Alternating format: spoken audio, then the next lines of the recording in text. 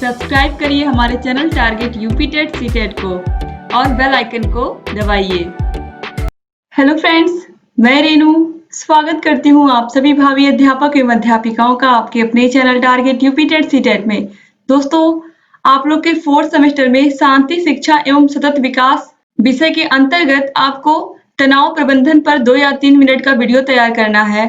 तो सबसे पहले वीडियो तैयार करने के लिए आपको इस पर कुछ स्टडी मटेरियल होना चाहिए आपके पास, या आपने चार्ट बनाया हो, प्रोजेक्ट लिखा हो, उसी पर आप वीडियो बना सकते हैं। तो इसके लिए आपको एक प्रोजेक्ट बनाना पड़ेगा और साथ ही साथ उस पर कुछ चित्र भी अंकित करने पड़ेंगे। तो किस तरीके से बनाना है आपको, चलिए मैं आपको बताती हूँ। दोस्तों, सबसे पहले तो आप ये समझिए कि तनाव क्यों होता है। किसी भी बच्चे के अंदर तनाव कहाँ से आता है। चूंकि आप लोग डीएलएड कर रहे हो और डीएलएड के लिए ही आप लोग प्रोजेक्ट बना रहे हो, तो ये जो प्रोजेक्ट बनवाया जा रहा है आपको, ये प्राथमिक के बच्चों को ध्यान में रख करके बनाया जा रहा है।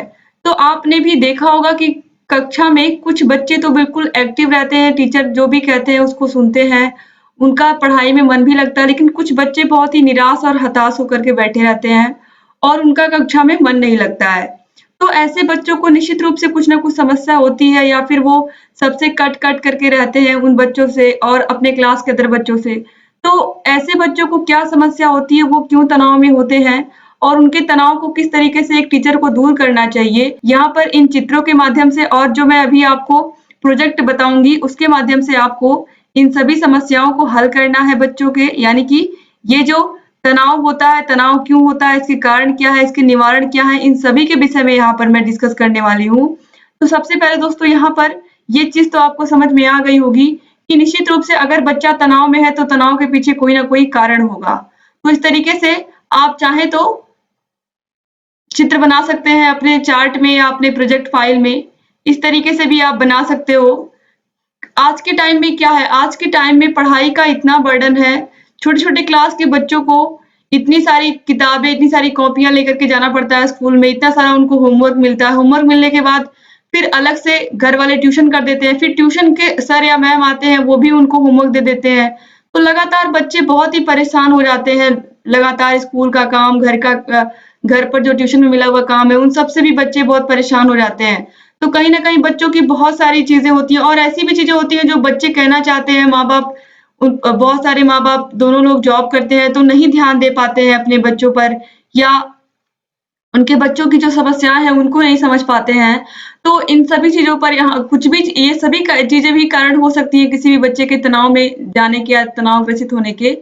और सबसे ज़्यादा अगर तनाव है किसी चीज़ को लेकर के, तो वो है पढ़ाई आज के टाइम में। क्योंकि पढ़ाई का बर्डन बहुत है आजकल बच्चों पर, ये कोई छिपी हुई बात नहीं है। आप सभी लोग जानते हो कि कितनी सारी किताबें, कितनी सारी कॉपियाँ, खासकर अगर प्राइवेट स्कूलों की बात करें हम, तो बच्चों को बहुत अधिक किताबें, बहुत ज़्यादा सब्जेक्ट पढ़ने पड़ते हैं और स्कूल में तो बच्चे पढ़ते ही हैं, उसके बाद अलग से उनकी कोचिंग क्लासेस भी होती हैं।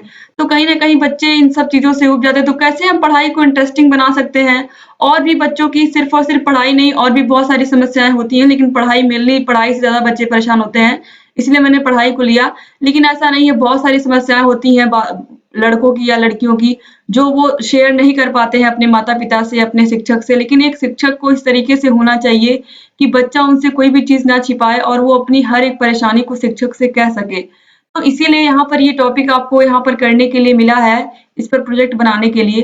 तो चलिए हम इस पर प्रोजेक्ट देख लेते हैं कैसे बनाएँगे।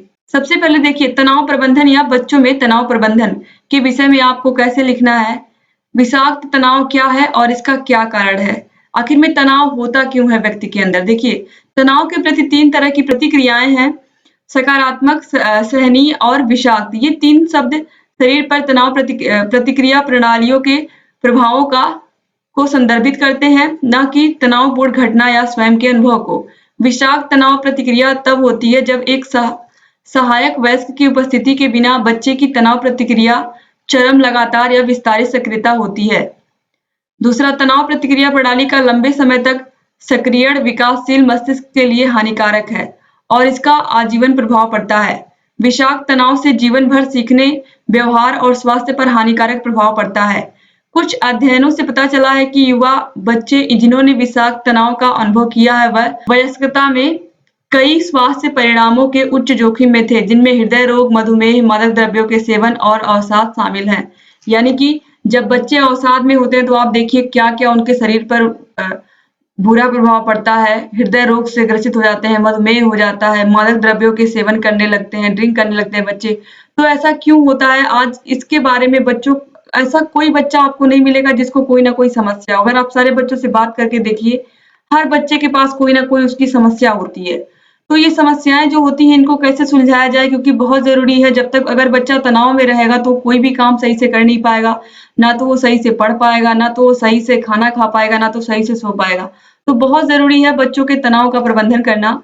शारीरिक या भावनात्मक दुर्व्यवहार, दीर्घकालिक उपेक्षा, देखभाल प्रदान करने वाले पदार्थों के दुरुपयोग या मानसिक बीमारी, हिंसा के संपर्क या पारिवारिक आर्थिक कठिनाई के संचित बोझ जैसे विभिन्न स्थितियों में पर्याप्त वयस्क समर्थन के बिना बच्चों में विषाक्त तनाव प्रतिक्रिया हो सकती है। तनावपूर्ण घटनाओं का स्थायी प्रतिकूल प्रभाव किस हद तक पड़ता है? यह कुछ व्यक्ति की जैविक प्रतिक्रिया, आनुवांशिक पूर्वाभास और सहायक संबंधों की उपलब्धता दोनों द्वारा मध्यस्थता तनाव की प्रतिक्रिया को कम करने में मदद करता है और कुछ अवधि तीव्रता, समय और तनावपूर्ण अनुभव के संदर्भ से होता है। तीसरा, वर्तमान सामाजिक घटनाओं को उदाहरण के रूप में बच्चे स्वयं ही या तो खुद से या फिर माता-पिता द्वारा लाइव या रिकॉर्ड किए गए प्रसारण जैसी घटना से क्रिया में हो सकते हैं। जैसे इसलिए बच्चों को हिंसक व्यवहार, चोटों के दृश्य, बर्बरता और बेईमानी शैली से अवगत कराया जाता है। इन सब से बच्चों में बड़ा संकट पैदा हो सकता है। इसके अलावा माता-पिता, वयस्क देखभालकर्ता, शिक्षक, साथियों आदि के साथ विवाद आदि जो वर्तमान सामाजिक घटनाओं के बारे में अलग-अलग राय रख सकते हैं। जैसा कि स्थिति 5 महीने से अधिक समय से चल रही है, तनाव प्रतिक्रिया को कम करने के लिए उपयुक्त वयस्क समर्थन के बिना यह बच्चों में विषाक्त तनाव पैदा कर सकता है। यानी कि माता-पिता का भी कर्तव्य है कि बच्चों के जो तनाव जो बच्चा आखिर में तनाव में क्यों है, माँ-बाप को इसके बारे में ज़रूर पता करना चाहिए और किस तरीके से बच्चे में कौन-सी चीज़ कब घर करके बैठ जाए, कौन-सी चीज़ उसके दिमाग में बैठ जाए, ऐसा नहीं होने देना चाहिए। बच्चे ने कोई हिंसक व्यवहार देख लिया, कोई चोट का दृश्य देख लिया, बर्बरता देख ली, बेईमानी देख ली, तो उसके दिमाग में कोई डर बैठ गया, उसको देख कर के वो डर गया। तो इन सभी चीज़ों से माता-पिता को उसको बचा करके रखना है, समझा करके रखना है बच्चे को किस तरीके से ये क्या चीज़ें होती हैं, ताकि बच्चे इन सब से डरे ना। अब बच्चों पर आजीवन प्रतिकूल प्रभाव। संक्षिप्त में, जब विषाक्त तनाव की प्रतिक्रिया लंबे समय से और कई स्रोतों से होती है, तो यह जीवन भर के लिए किसी व्यक्ति के शारीरिक और मानसिक स्वास्थ्य पर एक संचयी कारण हो सकता है। बचपन में जितने अधिक प्रतिकूल अनुभव होते हैं, विकास संबंधी देरी और बाद में स्वास्थ्य समस्याओं की संभावना अधिक होती है, जिसमें हृदय की बीमारी, मधुमेह, मादक द्रव्यों के सेवन और अवसाद शामिल हैं। अब विषाक्त तनाव से क्षति की रोकथाम। रोकथाम का सबसे प्रभावी तरीका बेहद तनावपूर्ण स्थितियों के संपर्क में आने से बचना है। माता-पिता, वयस्क देखभालकर्ताओं, शिक्षकों, साथियों को बच्चों, छात्रों को गैर कानूनी रूप से बड़े पैमाने पर होने वाली गतिविधियों, हिंसक दृश्यों, हिंसा के दृश्यों जिसमें हिंसक मीडिया प्रसारण देखना भी शामिल है, को देखने से रोकना चाहिए। यानी कि बच्चों को जो हिंसा के दृश्य है, इन सभी से माता-पिता को क्या करना चाहिए? दूर रखना चाहिए। यानी कि ये सब चीज़ें बच्चे ना देख पाएँ टीवी पर। इसके अलावा शोध से यह भी पता चलता है कि तनावपूर्ण परिस्थितियों में भी देखभाल करने वाले वयस्कों द्वारा जीवन में जल्द से जल्द सहारा करने और संवेदनशील रिश्ते से विषाक्त तनाव प्रतिक्रिया के हानिकारक प्रभावों को रोका या उलट किया जा सकता है। इसलिए माता-पिता, वयस्क देखभालकर्ताओं को चाहिए कि वे अपने बच्चों को स्थिर और अच्छा रिश्ता प्रदान करें। यहाँ कुछ तरीके हैं जो माता-पिता और वयस्क देखभाल करने वाले की मदद कर सकते हैं। चलिए देखते हैं क्या-क्या चीज़ें हैं वो। कठिन परिस्थितियों का मुकाबला करने में एक सकारात्मक आदर्श बने। माता-पिता का ये कर्तव्य है बच्चों की शुरुआती भावनाओं और व्यवहार संबंधी प्रतिक्रियाओं को देखें, जैसे कि सामान्य से अधिक गले लगना, जो कुछ हुआ उसके बारे में सवाल पूछते रहना, बच्चों को अपनी गति से और उचित तरीके से भावनाओं को व्यक्त करने में मदद करें। उन्हें बताएं कि भावनाओं का होना सामान्य और स्वीकार्य है। उनकी आलोचना करने या उन्हें दोष देने से बचना चाहिए। यानी कि अगर बच्चा तनाव में है तो आप उसको डांटने मत लगिए, उसको आप प्रताड़ित करने मत लगिए, बल्कि अगर वो आपसे कुछ कहना चाह रहा है बच्चा तो उसको सुनिए, आखिर में क्या प्रॉब्लम हो गई है आपके बच्चे को और वो क्यों परेशान है, तो उसकी पूरी बातों को आप सुनिए ध्यान से। घटना के बारे में सच्चाई से चर्चा करें। घटना से संबंधित अपनी भावनाओं, निर्णयों और मूल्यों से अवगत रहें। यह प्रभावित कर सकता है कि बच्चे घटनाओं को कैसे देखते हैं। उन घटनाओं के बारे में बात करने से बचें जो अधिक चिंता और संकट उत्पन्न कर सकती हैं। दिलासा देकर और दैनिक दिनचर्या के माध्यम से भविष्यवाणी प्रदान कर उनमें सुरक्षा की भावना पैदा करें। जब आप स्थिति को बदल नहीं सकते तब भी अपने बच्चों के साथ जुड़े रहें। माता पिता वयस्क देखभालकर्ताओं को अपने बच्चों के असामान्य व्यवहार और चेतावनी के संकेतों पर भी ध्यान देना चाहिए कि पेशेवर मदद की आवश्यकता होती है, जैसे अचानक और महत्वपूर्ण शारीरिक, व्यवहारिक या भावनात्मक परिवर्तन, भूख में कमी, सिर दर्द, गैर विशिष्ट पेट दर्द, नींद की गड़बड़ी जैसे नए या बिगड़ते शारीरिक लक्षण, नए या आवर्तक क्षय, मूत्रण या किसी शारीरिक बीमारी आदि के बिना दैहिक लक्षण, भावनात्मक या व्यवहार संबंधी लक्षण जैसे की भावनाओं को नियंत्रित करने में असमर्थता, बढ़ रही चिंता, सामाजिक परिहार, नए या आवर्ती भय आदि। जब माता-पिता हाल की सामाजिक अशांति का सामना करने में अपने बच्चों का समर्थन करना चाहते हैं, यह अपरिहार्य है कि माता-पिता भावनात्मक रूप से भी व्यथित हो सकते हैं। नीचे उन माता-पिता के लिए कुछ सामान्य स्व सहायता युक्तियां दी गई हैं जो व्यथित महसूस करते हैं, यानी कि आपको किस तरीके से अपने बच्चे को संभालना है अगर वो तनाव से ग्रसित है। अपनी बुनियादी जरूरतों को पूरा करें, उदाहरण के लिए खाना और सोना। यद्यपि आप गर्म सामाजिक मुद्दों के बारे में चिंतित हैं, तो सोशल मीडिया में अप्रमाणित स्रोतों की जानकारी से दूर रहें और वास्तविक समय पर समाचार के बार-बार संपर्क से बचें। डायाफ्रामिक श्वास और अन्य विश्राम व्यायाम का अभ्यास करें, यानी कि माता-पिता को व्यायाम करना चाहिए ताकि तनाव से वो भी बचें। आप जिस प्रकार भरोसा करते हैं उसके साथ साझा करें, ठीक है? आप जिस पर भरोसा करते हैं उसके साथ साझा करें। परिवार के अन्य सदस्यों से समर्थन के लिए कहें और जब भी संभव हो बारी-बारी से अपने बच्चे की देखभाल करें। जब भी आवश्यक लगे पेशेवर की मदद लें।